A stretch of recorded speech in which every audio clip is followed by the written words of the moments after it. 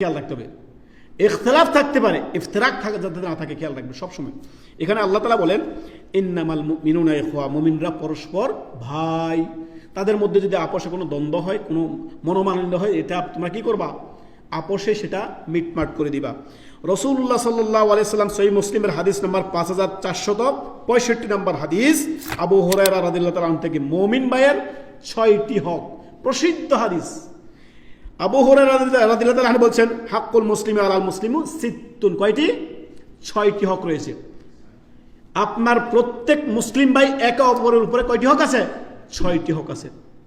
হাক্কুল মুসলিমি আলাল মুসলিমি সিত্তুন, 6টি হক। এর মধ্যে 1 নাম্বার, যখন তার সাথে আপনার সাক্ষাৎ হবে তাকে সালাম দিবেন, হাসি মুখে সালাম দিবেন, হাসতে শিখবেন, হাসি মুখে সালাম দিবেন। 2 নাম্বার, যখন সে আপনাকে দাওয়াত দিবে, আমন্ত্রণ করলে তার দাওয়াতে সাড়া দিবেন। না যাইতে পারলে সুন্দর ভাষায় আপনি কি করবেন? তাকে প্রতিউত্তর করবেন। 3 নাম্বার, যখন সে কোনো আপনার পরামর্শ চাইবে, সুপরামর্শ দিবেন। এমন পরামর্শ দিয়ে তাকে বিপদে ফেলে দিয়েন না। যদি পারেন সুপরামর্শ দিবেন, আর যদি না পারেন বলে ভাই আমি পারছি না, অমুকের কাছে যান, সে হয়তো ভালো পরামর্শ আপনাকে দিতে পারে। আর 4 নাম্বার, যখন সে হাঁচি দিবে, হাঁচির জবাব আপনি ইয়ারহামুকুমুল্লাহ বলবেন।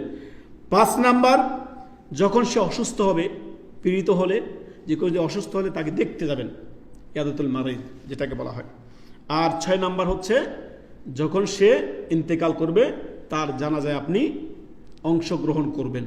এটা মুসলিম ভাইয়ের হক। শুরুতে বলেছি ইন্নামাল মুমিনুনা ইখওয়া। আমাদের মধ্যে আপোষে, আমাদের মত দ্বন্দ্বের কারণে কিছু কথা আমাদের মধ্যে অমিল থাকতে পারে, কিছু বিষয় আপনার আমার সাথে ইখতিলাফ থাকতে পারে। ইখতিলাফ যাতে অন্তরের ফাটল না ধরে, বহুবার উস্তাদে উদাহরণ দিয়ে বুঝাইছে, এটা যাতে আমাদের না হয়, এটা খেয়াল রাখবেন।